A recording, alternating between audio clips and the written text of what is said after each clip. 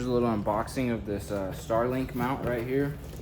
Wanted to show you how it comes packaged. I like to see how stuff comes packaged before I buy the product. I always find that helpful.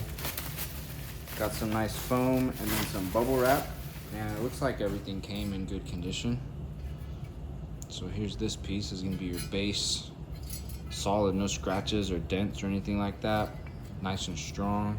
Let's see what else we got in here. We got the hardware that it comes with, some screws. So you got a little wrench right there. Let's see what else we got. We got a little instruction manual. Here's this bracket. Strong, sturdy, no dents, no scratches, nice condition. And the last piece right here, also bubble wrapped.